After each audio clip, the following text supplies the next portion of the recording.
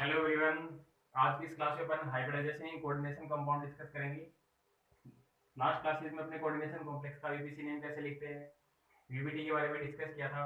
आज की क्लास में अपन वीबीटी की हेल्प से ही कोऑर्डिनेशन कंपाउंड में हाइब्रिडाइजेशन कैसे निकलेगा अपन डिस्कस करेंगे। जैसे कॉम्प्लेक्स अपने पास है, इसमें हाइब्रिडाइजेशन कौन सा होगा, sp3d होगा या d2sp3 होगा या sp3d2 होगा, वो अपन देखेंगे।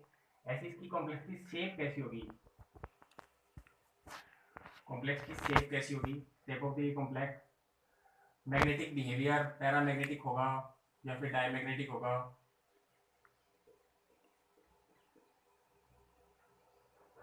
ऐसे ही कॉम्प्लेक्स लो स्पिन कॉम्प्लेक्स होगा या फिर हाई स्पिन कॉम्प्लेक्स।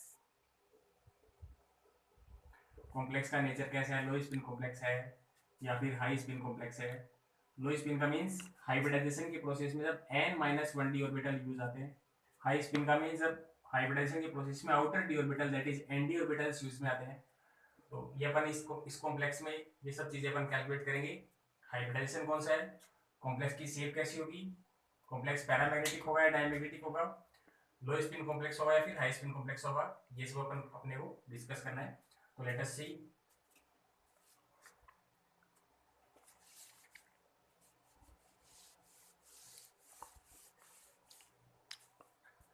कॉम्प्लेक्स अपने पास है CONH36 प्लस थर्ड, इसमें अपन निकालेंगे हाइब्रिडाइजेशन। देखो इसकी step by step upon follow करेंगे। तो सबसे पहले आपको ये बताना है कि इस कॉम्प्लेक्स में सेंट्रल एटम कौन सा है। In this complex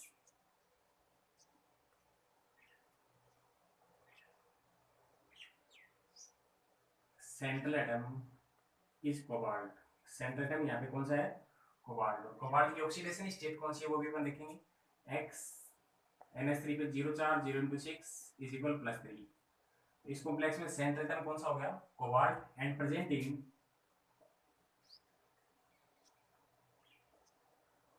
+3 oxidation state. यहाँ पे सेंट्रल एटम कौन सा है, कोबाल्ट है, और ऑक्सीडेशन स्टेट कौन सी है, +3। तो कोबाल्ट का इलेक्ट्रॉनिक कॉन्फ़िगरेशन अपन लिखेंगे। कोबाल्ट आपने लिखा, कोबाल्ट का इलेक्ट्रॉनिक कॉन्फ़िगरेशन आपने लिखा आर्गन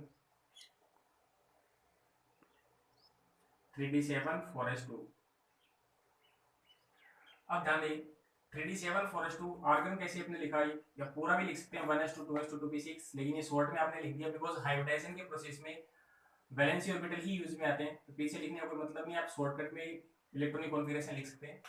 इलेक्ट्रॉनिक कॉन्फ़िगरेशन 21 से लेकर 30 तक जो एलिमेंट है उनका आपको आना चाहिए, उसकी हेल्प से आप हाइब्रिडेशन निकालेंगे। तो वीडियो के लास्ट में आपको जो 21 से लेकर 30 तक के एलिमेंट है उनका इलेक्ट्रॉनिक कॉन्फ़िगरेशन भी लिख के बताऊंगा। तो कोबाल्ट का इलेक्ट्रॉनिक कॉन्फ़िगरेशन मैंने लिख दिया आर्गन 3d7 4s2। अब जब फोर्थ सेल आ रहा है इट मीन्स यहाँ पे 4p भी है और 4d भी है, बट उनमें इलेक्ट्रॉन नहीं है, 4f भी है। हो सकता है ये ऑर्बिटल यूज में आए हाइब्रिडाइजेशन की, हो सकता है यूज में नहीं आई। तो अपन देखते हैं। तो अभी तक मैंने कुछ नहीं किया है, कोबाल्ट का ओनली इलेक्ट्रॉनिक कॉन्फ़िगरेशन लिखा है। अब यहाँ पर देख रहे हैं इस कॉम्प्लेक्स में कोबाल्ट की ऑक्सीडेशन स्टेट कौन सी है, +3। तो +3 का मतलब 3 इलेक्ट्रॉन क्या करेगा, ये डोनेट करेगा।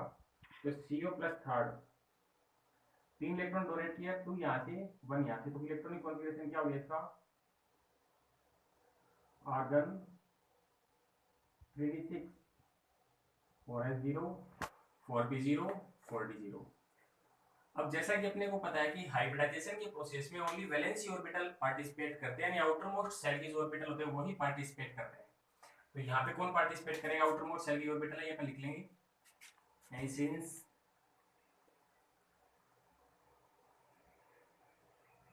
Since in the hybridization only valency orbital take part.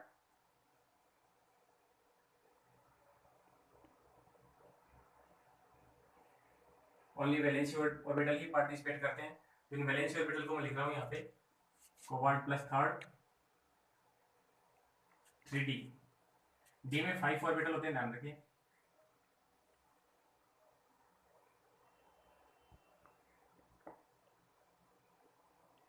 ऐसे नेक्स्ट कौन सा आपका 4s, नेक्स्ट 4p। अब आगे आपके पास 4d भी है, देखेंगे अपन आगे यूज में आएगा तो उसे लिखेंगे, नहीं यूज में आएगा तो लिखने की कोई जरूरत नहीं है। तो कोबाल्ट +3, बी में कितने इलेक्ट्रॉन है 6 इलेक्ट्रॉन, तो 6 इलेक्ट्रॉन अपन कैसे फिल करें 1 बाय 1, 1 2 3 4 5 6। यानी अभी तक आपने कोई नया काम नहीं किया है, अभी तक ओनली कोबाल्ट के इलेक्ट्रॉनिक कॉन्फ़िगरेशन लिखी, ये बताया कि यहाँ पे इस कॉम्प्लेक्स में कोबाल्ट +3 ऑक्सीजन स्टेट में है, तो +3 मतलब 3 इलेक्ट्रॉन डोनेट कराए हैं और हाइब्रिडाइजेशन के प्रोसेस में वैलेंसी ऑर्बिटल टेक पार्ट करते हैं, तो वैलेंसी ऑर्बिटल मैंने लिख दिए। अब इस कोबाल्ट CO+3 पे कौन अटैक करेगा, 6 एमीन लिगेंड अटैक करेंगे। अब जैसा कि आपको बता रखा है कि 6 लिगेंड है तो 6 ऑर्बिटल आपको वैकेंट चाहिए। एमीन जो लिगेंड है वो कैसा है, स्ट्रॉन्ग फील्ड लिगेंड है। लास्ट क्लास में आपको बताया था स्ट्रॉन्ग फील्ड लिगेंड कौन से होते हैं, वीक फील्ड लिगेंड कौन से होते हैं। तो एमीन यहाँ पे स्ट्रॉन्ग फील्ड लिगेंड है, तो ये क्या करेगा, अनपेड इलेक्ट्रॉन को पेयर्ड कराएगा। तो अपन देखते हैं आगे, यानी CO+3 पे किसने अटैक किया, एमीन ने अटैक किया, और एमीन कैसा है स्ट्रॉन्ग फील्ड, यानी इन प्रेजेंस ऑफ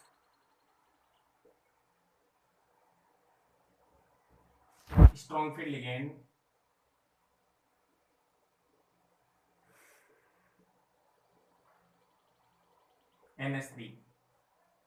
NH3 इस CO+3 पे अटैक करने जा रहा है, तो CO+3 पे अटैक करेगा तो ध्यान दे आप क्या हो जाएगा,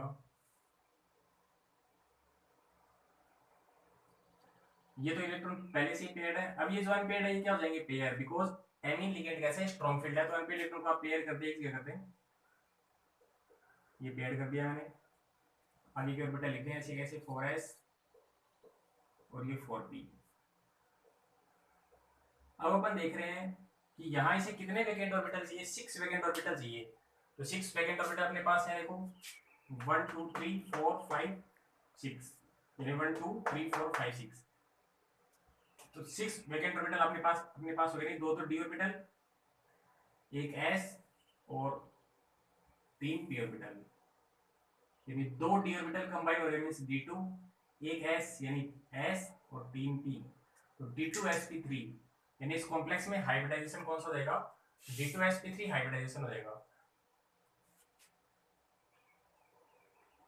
और ये जो हाइब्रिड ऑर्बिटल अपने बने हैं, इनमें अपना लोन पेयर कौन डोनेट कर देगा, एमीन अपना लोन पेयर यहाँ पे डोनेट कर देगा, ऐसे बता सकते हैं अपन।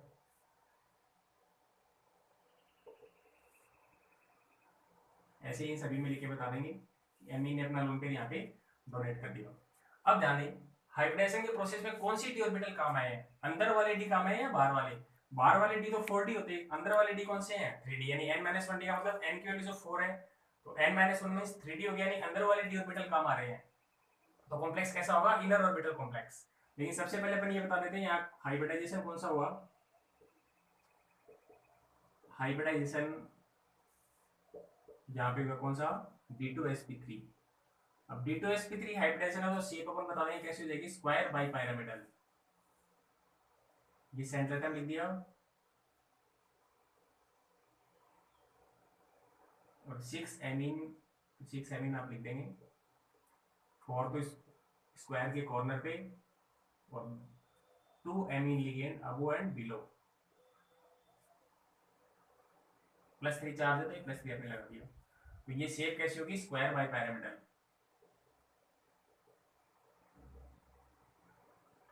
तो अभी तक आपने शेप निकाल दी है, देखो वापस एक बार आप बताते हैं, सेंटर यहाँ पे कौन सा है कोबाल्ट है, ऑक्सीजन स्टेट कौन सी है +3, तो कोबाल्ट का इलेक्ट्रॉनिक कॉन्फ़िगरेशन मैंने लिखा है 3d7 4s2 4p0 4d0 4f0। अब +3 ऑक्सीजन स्टेट में तो 3 इलेक्ट्रॉन डोनेट कर दिए 36 4s0 4p0 4d0। अभी आगे काम में आएंगे तो देखेंगे, नहीं आएंगे तो इसे अपन पढ़ा देंगे, कोई दिक्कत नहीं है। अब अपने को पता है कि हाइब्रिडाइजेशन में ओनली वैलेंसी ऑर्बिटल पार्टिसिपेट करते हैं, आउटर मोस्ट शेल के जो ऑर्बिटल होते हैं वही पार्टिसिपेट करते हैं, तो इन ऑर्बिटल्स को मैंने यहाँ पे लिख दिया है। अब अपन देख रहे हैं इस कोबाल्ट +3 पे कौन लिगेंड करेगा, कौन अटैक करेगा, सॉरी एमीन अटैक करेंगे, तो कितने एमीन अटैक कर रहे हैं 6 एमीन अटैक कर रहे हैं, मतलब 6 वैकेंट ऑर्बिटल CO+3 के पास होने चाहिए। अभी CO+3 पे कौन अटैक कर रहा है, जैसे ही NH3 अटैक करेगा तो NH3 का स्ट्रॉन्ग फील्ड लिगेंड, तो ये NH3 क्या करेगा, एन पे इलेक्ट्रॉन को पेयर करा देगा, तो पेयर जैसे ही करवाया तो अपन देख रहे हैं पेयर करने के बाद ये 6 ऑर्बिटल क्या हुए वैकेंट, तो 2d है, एक s और 3p, तो हाइब्रिडाइजेशन कौन सा होगा d2sp3। इन वैकेंट ऑर्बिटल में कौन ओवरलैप कर लेगा, लिगेंड ओवरलैप कर लेगा, लिगेंड अपनी लोन पेयर डोनेट कर देगा। तो हाइब्रिडेशन आपने देखा d2sp3 है, और शेप कैसी हुई कॉम्प्लेक्स की स्क्वायर बाय पिरामिडल। आगे पर देखो क्या बताते हैं,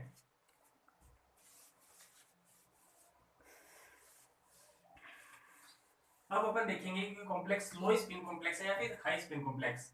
तो देखो यहाँ इनर डी ऑर्बिटल कम है, inner D orbitals, inner D orbitals का मतलब n-1d आर यूज्ड।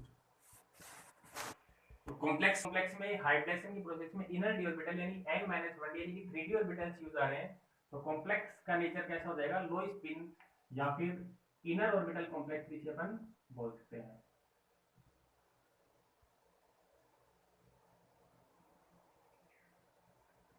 अब ऐसे ही आगे अपन ध्यान दें,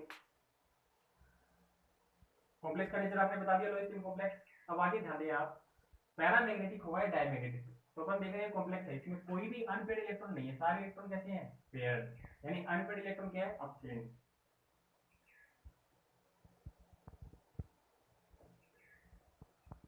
अनपेड इलेक्ट्रॉन अपचेन। तो कॉम्प्लेक्स कैसा हो जाएगा, ये डायमैग्नेटिक।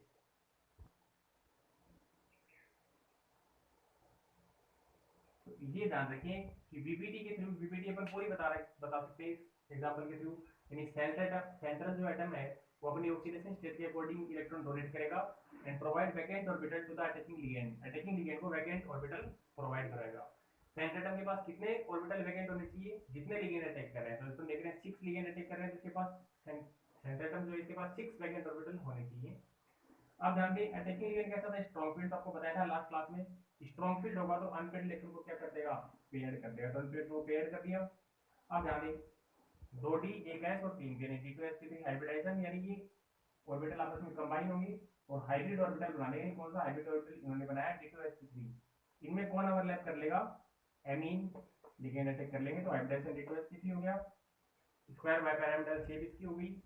इनर डी ऑर्बिटल यहाँ पे यूज में यानी कॉम्प्लेक्स कैसा हो गया, लो स्पिन या फिर इनर ऑर्बिटल कॉम्प्लेक्स हम बता सकते हैं। कॉम्प्लेक्स में अपन देख रहे हैं अनपेड इलेक्ट्रॉन क्या है, अपचेन, सारे इलेक्ट्रॉन पेयर्ड है। तो कॉम्प्लेक्स कैसा होगा, डायमैग्नेटिक।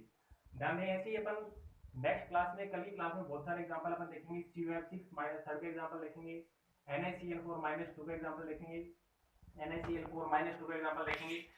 ये जो भी क्लासेस आपकी हो रही हैं अपन इन्हें आप रेगुलर तरीके से देखते रहे। तो नेक्स्ट क्लास में अपन इससे रिलेटेड क्वेश्चंस भी डिस्कस करेंगे। इसी क्वेश्चन इस पे आता है NaCl4 -2 is paramagnetic in nature while NaCl4 -2 is diamagnetic in nature.